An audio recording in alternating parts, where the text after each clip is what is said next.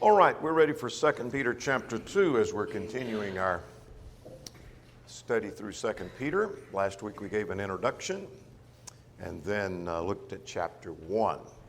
So let's review where we've been and where we're going. What is the theme of this book? Short book. What's the theme?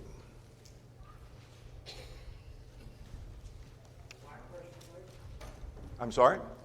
All right. Deals with the like precious faith. Yeah, it's a warning about false teachers throughout the book, and that's the reason he talks about the like precious faith, and we'll see that here in just a second. Warning about false teachers. What was chapter 1 about? We just talked about it. We just mentioned it. Yeah, that like precious faith is true. That is, what you have been taught, what you believed, what you obeyed was the truth.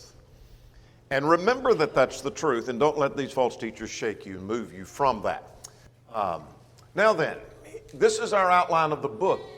We just simply have 3 chapters. The like precious faith is true. That is, the things that you believe and have been taught is the truth. Don't let anyone move you or shake you.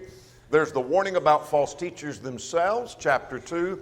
And then he focuses on the doctrine that's under consideration primarily, though there are others besides this, that is the doctrine about the second coming. He deals with that in chapter 3. So chapter 1, we talked about the like precious faith is true. He talked about the promises and blessings of that faith. He talked about the development of our faith, being reminded of faith, and it's not based upon fables. Now, what did he say right at the end of the chapter? Not based upon fables, because here's 2 evidences of that.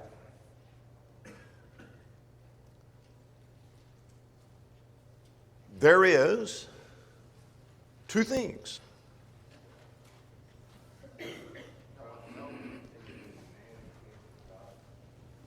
Say again. All right, talking about Old Testament prophecy. The Old Testament prophets spoke as they were moved by the Holy Spirit. In other words, they were inspired. And that is confirmed by something else. We, the apostles, were eyewitnesses of what? What do you allude to? Starts with a T, found in Matthew 17, means change, transfiguration. All right. And so we were eyewitnesses of the transfiguration. And so that confirms the prophecy, what we knew about the prophecy. All right, with that in mind, he just talked about the Old Testament prophets being inspired. Notice chapter 2, verse 1 starts with this word but. But shows it's continuing a thought, but it shows a contrast. All right, contrast. But there were false teachers. In other words, men spoke by inspiration. That was the last thing he just mentioned, verse 21. Prophecy never came by the will of man, but holy men of God spoke as they were moved by the Holy Spirit. All right. Men spoke by inspiration, but there were false teachers among them. Lest the reader think that all who claim to be teachers, all who claim to be prophets, all who claim to be proclaiming God's word are true. Remember that even in the Old Testament there were false prophets. Does that make sense? So understand, if there always has been, there probably always will be false prophets. There are going to be false teachers. So what does that mean to us? What should that mean to them? It serves as a warning. How does that serve as a warning?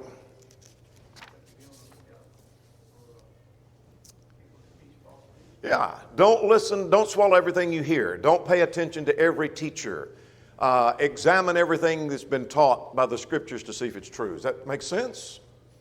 There were false prophets, and there will have always been.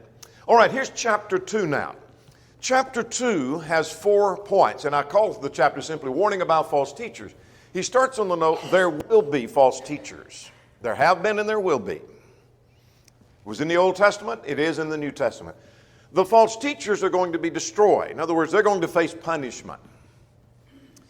So let's just stop there. And if that's as far as we got, and as far as the writer got, that here are these false teachers, and they're going to be destroyed they're going to be punished for their false teaching, what does that tell you about listening to them and swallowing what they say?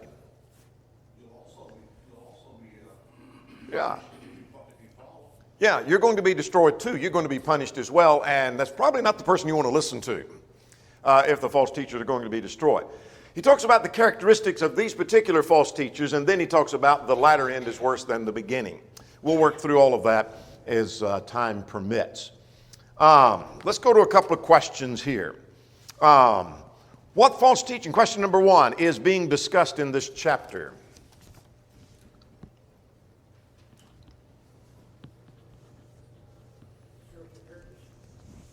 Say again? Destructive heresies, all right. Do we have any hint of what particular doctrine that he's talking about? And so let's expand maybe even to the book, not just this chapter. Yeah, there's error about the second coming.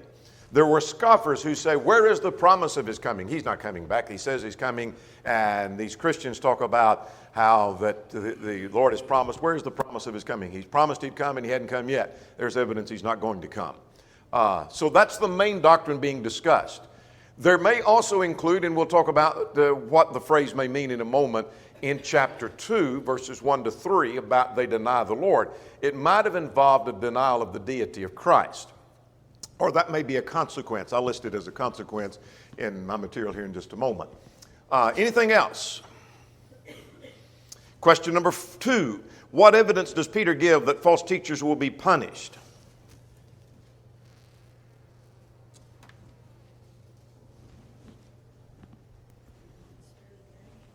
All right. He cites 3 examples where God was not willing to spare something or some beings. First, as Diane just mentioned, he didn't spare angels. He didn't spare the ancient world in the days of Noah, and he didn't spare Sodom and Gomorrah, the cities of Sodom and Gomorrah. We'll work through those. Let's talk about there will be false teachers. He starts on this note, and I think his point is there have always been false teachers. So therefore I need to be aware. If that's as far as we got and we walk away with this warning, there have always been false teachers. There is false teachers today. That means when I listen to someone teaching, when I go on the internet surfing for information, when I listen to even brethren teaching, I need to be well aware of the fact there will be false teachers. There are going to be some people who are misinformed. There are people who are teaching error. I just need to be aware of that and weigh everything out. So look at verse 1. But there were false prophets among the people. Even though there were inspired preachers and teachers in the Old Testament, there were false teachers among them, false prophets, even as there will be false teachers among you. So there always have been false teachers, let's be aware, and that's his point. Now here's what they do. I want you to notice how he works through this. Here's what they do, here's how they work, here's the effect they have, and here's the drive they have. He sandwiched all of that information in 1 to 3. What they do is, do what? Verse 1.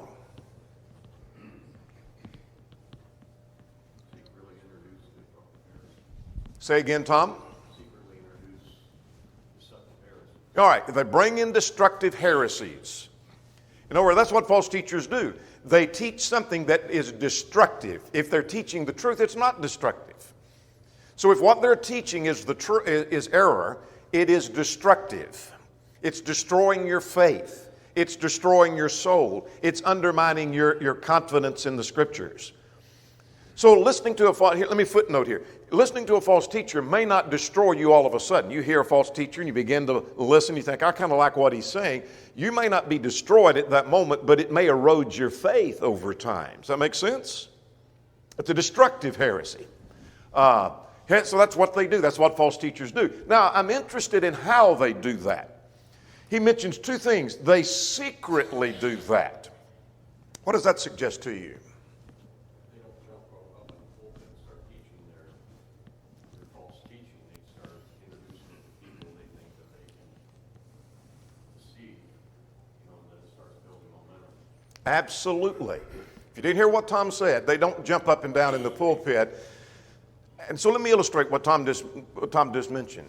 Suppose I'm a new person here. I'm not the preacher here. Suppose you got another preacher here, and I've just moved in and I have a false concept. Am I going to be better off to advance my concept that I think is right, but you recognize it being false, to when they give me a chance to preach, to get up and say, I'm going to introduce to you a new doctrine, I'm going to introduce premillennialism to you, and I want to convert all of you. Am I going to be more effective there? Or maybe talking to some of the people I think I might have influence on? Probably won't go to the elders, probably won't go to the strongest Bible class teachers, but go here and go there and go there and start beginning to disseminate. Which would be more effective? Doing it subtly, doing it very gradually, and just a little bit at a time. Get one or two people, get them on board, maybe have them to help you influence somebody else. All right. This Start building a foundation and a following. following way took years and years. They subtly and slowly did it. All right. They work undercover and in stealth, that is, undetected for a while before damage is done, much like a termite's working in the dark and destroying long before you begin to see the damage that's been done. So they work secretly often. Secondly, they are deceptive. Look at verse 3. By covetousness, they will exploit you with deceptive words. What does that mean? All right, they're false words. But sometimes false words are not always deceptive. What if you drove up and a bridge is completely out, but a sign there says, keep driving, the bridge is good. That's false, but that's not really deceptive. That's pretty clear that that's wrong. What does deceptive suggest?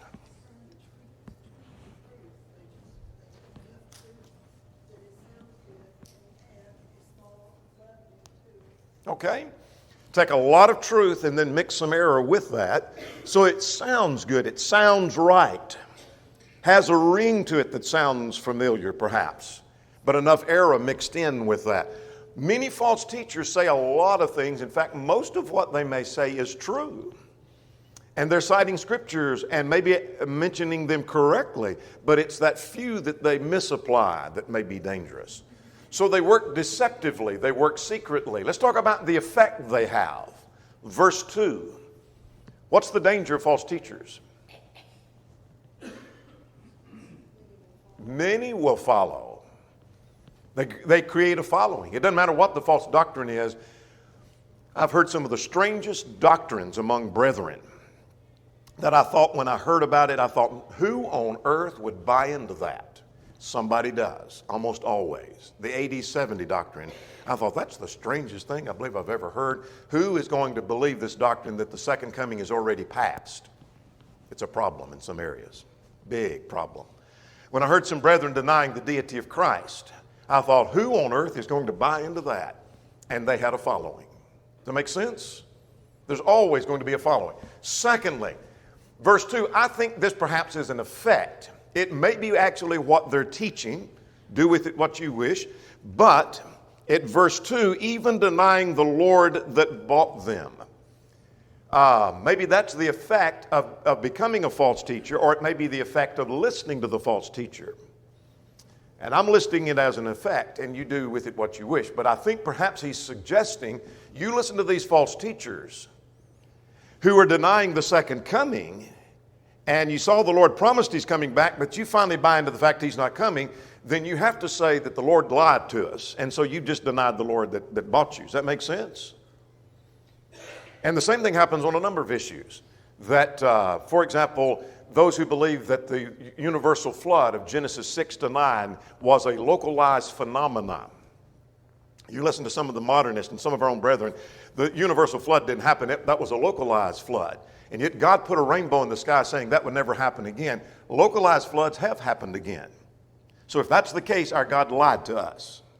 So now I'm beginning to think maybe God's not even existing, God's not true, because I've been convinced of this error. Make sense? All right, let's go further. They deny the Lord, and then the way of truth is blasphemed. Because of what the teachers are doing and their effectiveness, then the truth is blasphemed. In other words, people don't present error along with truth. And it doesn't matter which one you believe, you can buy this or that. They are going to blaspheme the truth because of the error that's being taught. We see evidence of that in chapter 3. Where is the promise of his coming? And then finally, let's notice their personal drive. By covetousness, they will exploit you with deceptive words. What does that suggest to you? Say again. All right. They're interested in personal gain is what that's all about. Now, I want us to look at something else in this before we get away. Let's look at verse 3. Look at 2 Peter 2 and in verse 3. I was going to pull up a translation that may help us. And mine's coming up slow here. I want us to look at the New Century Translation at verse 3. And what I want you to notice is at the end of verse 3, that their judgment has not been idle and their destruction does not slumber. What does that suggest to you? Say again. All right, God's taking notice. Someone made the observation, God doesn't nod off. In other words, God doesn't nod off and asleep and not pay attention to what's going on. God's well aware. The New Century translates that the judgment spoken against them long ago is still coming. And their ruin is certain. In other words, they face condemnation because of the error that they have indeed been teaching. Make sense? There always have been, there always will be false teachers. Here's how they operate, here's what they do, here's the effect they have, and here's their drive, their personal gain. All right, let's go to 4-9. False teachers are going to be destroyed, and he gives 3 evidences of that. And the evidence is that God did not spare the angels, the old world, and Sodom and Gomorrah. Now, I think there's a significance in mentioning those 3. So let's talk about the first, and then we'll summarize what those 3 are. First of all, he didn't even spare angels that sinned, but cast them down to hell. That's not Gehenna, nor is that the word Hades, that's Tartarus. That is a realm of the Hadean. It's the evil side of the Hadean realm. It's the only time it's used in the New Testament. But anyways, translated hell here. Your translation may say Hades, or it may say Tartarus. It may just have that, but it probably just says hell. But be that as it may, they're cast down into the Hadean realm and being held in chains and reserved unto judgment. But the point I want you to see is that God didn't even spare angels, the high order of angels. That is, if God saw angels that didn't do what was right and they sinned, and God didn't spare them, how much more so would we say God's not going to spare these false teachers? All right, the second argument. What does he mention? Verse 5. The ancient world, but saved Noah, one of 8. In other words, God didn't spare the whole world. In other words, God destroyed the whole world. How many there were, I don't know. But there was only 8 that were spared. And if God wouldn't even spare the whole world, then God's not going to spare these false teachers. These were punished. But he did spare Noah. We'll come back to him in a moment. The third example. What about Sodom and Gomorrah? Why were they destroyed? Because of the sin of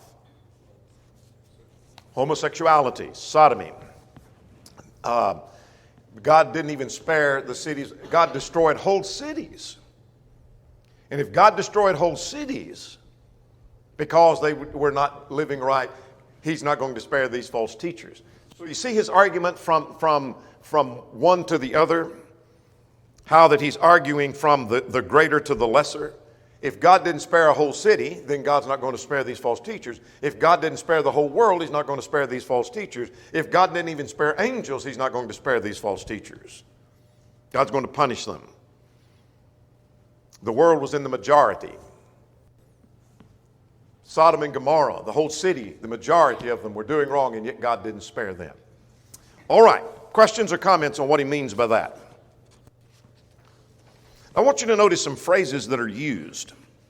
God didn't spare them, number 1. Number 2, he cast them into hell. He reserved them, number 3, to judgment. The world was flooded. 5, he turned them to ashes. He condemned them to destruction, and they're going to be punished in the day of judgment. So that's what, 1, 2, 3, 4, 5, 6, 7 expressions in these verses that describe what God's going to do to these three categories: the angels, the old world, and Sodom and Gomorrah. Footnote, let's go back to verse 4. These angels that sinned, God's reserved them to judgment. In other words, judgment is yet to come. And God's holding them to punish them in the end of time. What do you learn about the principle that time just kind of erases sin? You ever hear anybody have that concept? Or maybe you've got that concept. That's been a long time ago. So I think God's forgotten all about that. God didn't forget about the angels that sinned. He's holding them and is going to punish them in the end of time, even though they may have sinned long ago. Make sense? All right. Now then, let's talk about these false teachers that are going to be destroyed. I cite verse 1, verse 3, verse 9, 12, 13, and 17. So we're not going through all of those, but that's his point here. Let's go back to verse 1. They bring upon themselves swift destruction. Look at verse 3. Their judgment is coming. Verse 9, they're going to be reserved unto punishment of the day of judgment. All right, I want us to go back to verse 9 now. His point is, if God didn't spare them, now look at verse 9, then, here's the end of that sentence. Then the Lord knows how to deliver the godly out of temptation and reserve the unjust under punishment for the day of judgment. What is that saying? God knows something. He knows how to do two things. First thing he knows is how to save the righteous, so stay on the path that you need to be on, don't listen to false teachers, and God will rescue you. The second is that he knows how to destroy, and if you take the other path, if you choose to go that direction, you'll receive from God what he has reserved for you. All right. Yeah, God knows how to do two things. He knows how to punish the unjust. And then the wording here at verse 9 is he knows how to deliver the godly out of temptation. Two examples he just gave. What are they? Lot and Noah. God delivered them out of the midst of an ungodly world. We'll say more about Lot in just a second. But what that passage does is offer us some hope when we find ourselves living in the midst of corruption. I want to go back to verse 9 now, or verse 8, 7 and 8. He delivered righteous Lot, who was oppressed with the filthy conduct of the wicked. Anybody have a different translation? He was oppressed. King James, anybody got the King James? He was vexed, sore, distressed. Your translation may say. He was in anguish.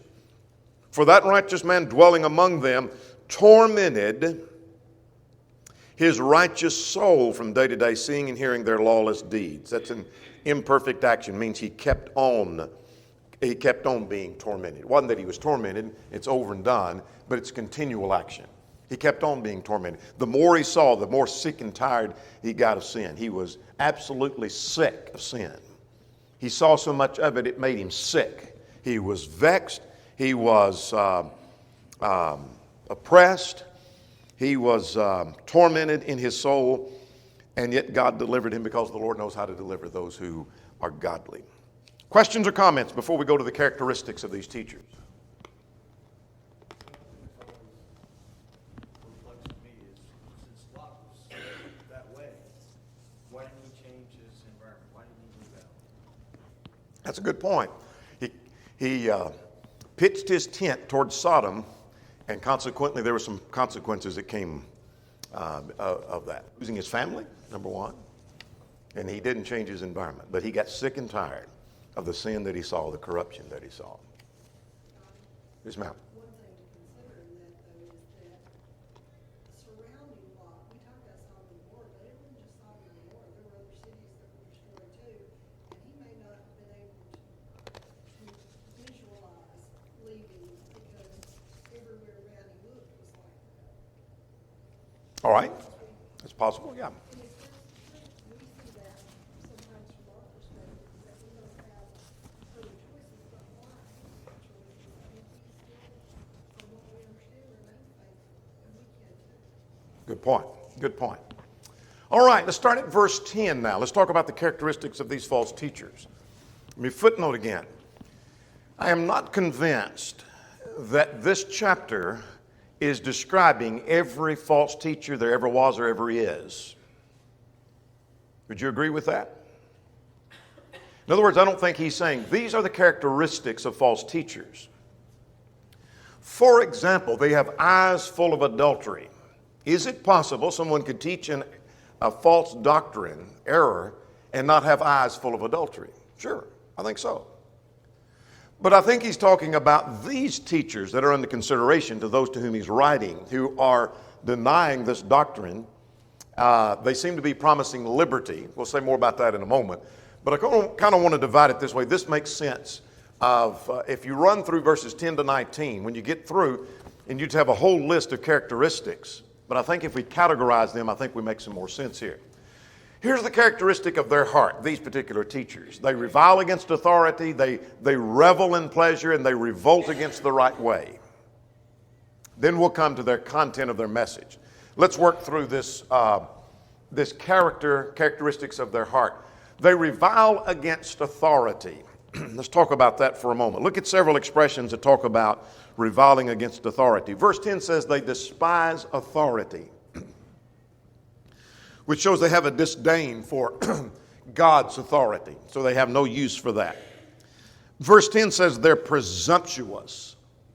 The English Standard will say they're daring or bold. American Standard says they're daring. They're bold. In other words, they're not afraid to do things that are contrary to authority.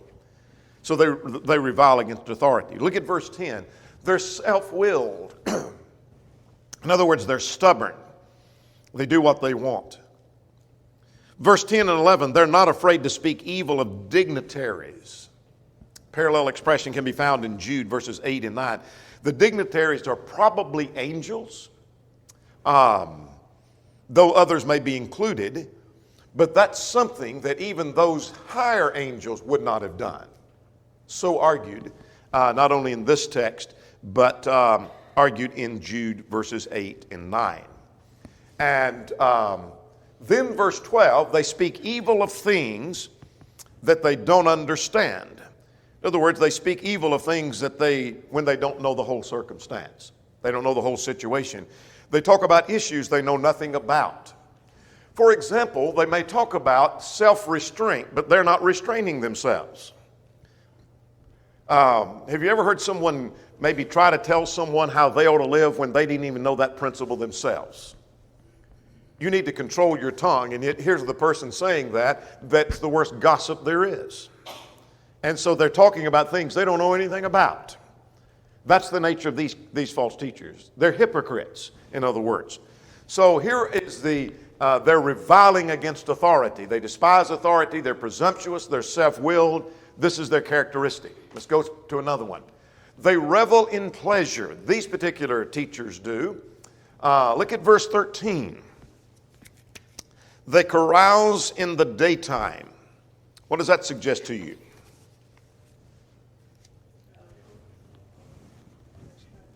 Say again? Yeah, they don't care. They're in the daytime. It's not like they're doing this in the darkness of the night, but in the daytime, they're unashamed of what they're doing. What'd you say? No shame. No shame at all. They're daring, they're arrogant, they're defiant. They're involved in this pleasure. The eyes full of adultery. Now that's an interesting phrase. What does that suggest to you? Eyes full of adultery. Not an occasional infraction, but eyes full of adultery. It suggests, I think, the idea that they're so given to hedonism and pleasure that they can't look upon a woman without thinking of the concept of sexual gratification. Literally, it's the eyes of an adulteress, Robertson says. They only see the woman as an adulteress, so they have the eyes full of adulteress. Every woman they see, it's an object of his gratification and an object of his pleasure. And the phrase found there is they cannot cease. They're so unrestrained, they don't stop. They're so unrestrained, there's nothing stopping them. And they have their hearts, verse 14, trained in covetous practices. And this may tie with the covetousness of verse 3. But they have their hearts trained to covetous practice. In other words, trained mean they exercise, they're skilled, and trying to get whatever they want. They're interested in their own pleasure. They're interested in doing things to their own benefit, and they're quite skilled at that. And so they revel in pleasure. They revile against authority.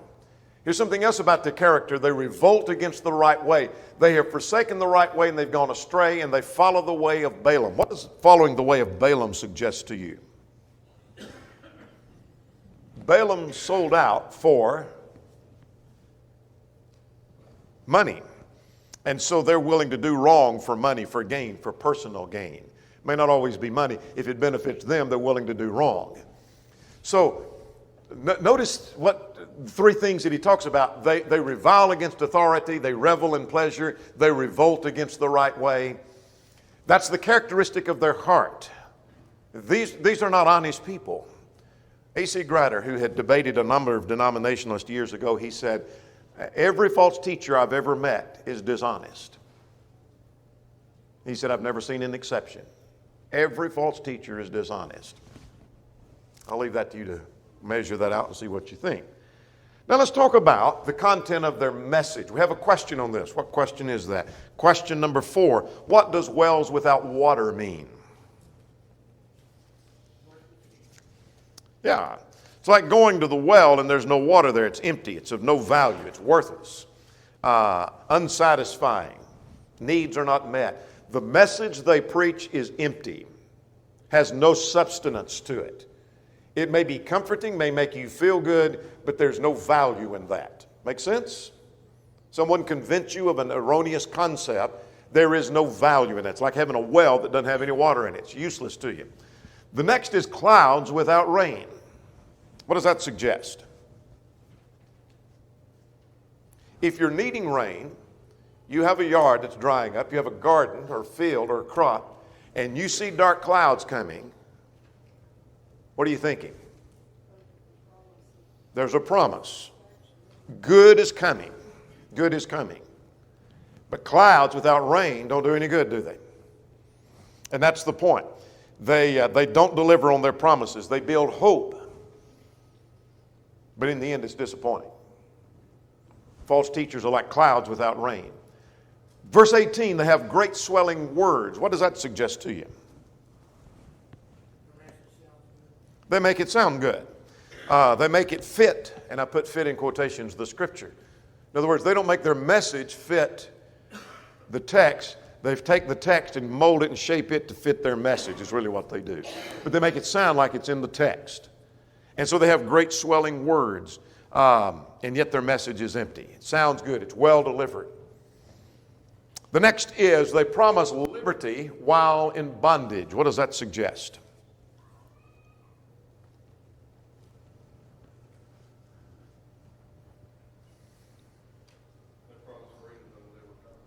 All right, they promise freedom that they can't promise. Maybe it's a false teacher trying to loosen the restraints. And by loosening the restraints of God, it's okay to do this, it's all right to do that, this is not a sin. They're promising liberty when actually they're creating bondage for you. They're telling you, for example, you have a right to divorce and remarry who you will. We just loosened the restraints. It's what we did. And now you're in bondage because God's law still binds. Does that make sense? God's law still binds. So that's the characteristic of these false teachers. Now, in the time we have left, and we only have a few moments, the latter end is worse than the beginning for the teacher and for those that follow after them. So let's start at verse 20 and see what we have at verse 20 and through 22. For if after they have escaped the pollutions of the world through knowledge of the Lord and Savior Jesus Christ, they are again entangled in them and overcome, the latter end is worse than the beginning. And we'll come back to that in just a moment. Whoever he's talking about, they have escaped the pollutions. In other words, they have become Christians and been forgiven. And the one who has been forgiven and then they're entangled again, verse 22 talks about them being overcome. that the latter end now is worse than the beginning. Question number, I think I had a question on that. Let's see. Yes. In what sense is the latter end worse?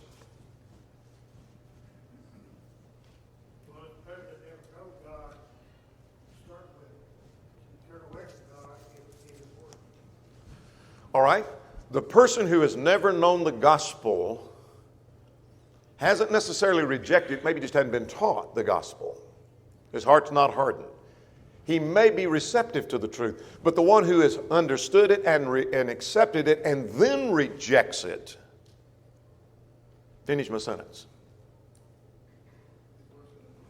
He's worse than the first because he likely is not going to be reached with the same gospel he just rejected, that he's turned against.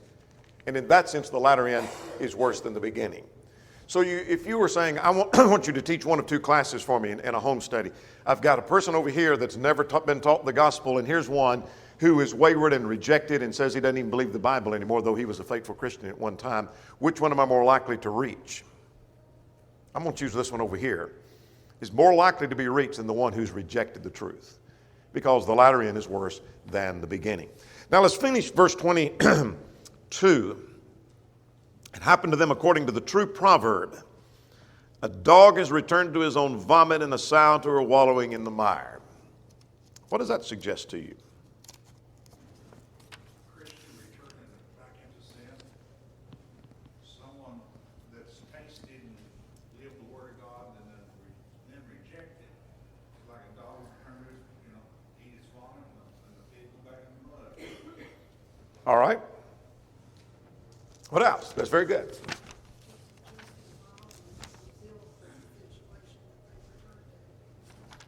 Yes. It is a sickening picture of apostasy.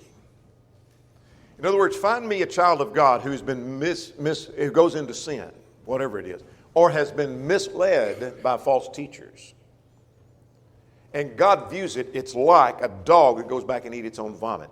You ever watch that? That's sickening. A dog throws up, and there's a pile of vomit, and he goes and licks it back up. How sickening that is. And you take a sow, and you clean her up, and she goes back into and wallers in the mire. How sickening that is. That's God's picture of an apostate. That's God's picture of an apostate, and that's God's picture of those who listen to these false teachers. They've gone astray.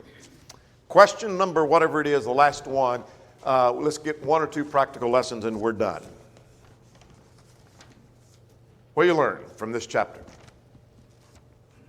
I learned that, well, I already knew it, but it reinforced that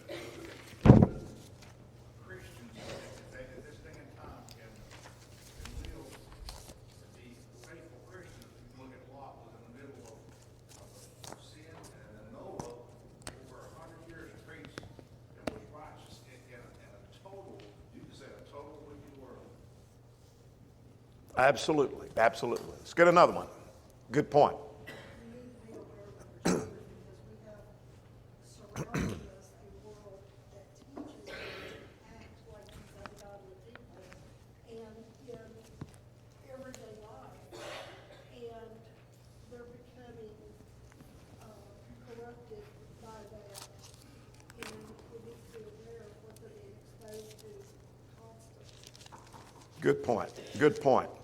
Get one more and we're done. Not all teachers, not all preachers know what they're talking about. Not all preachers, not all teachers know what they're talking about. There will be false teachers among them. Chapter 3 next time.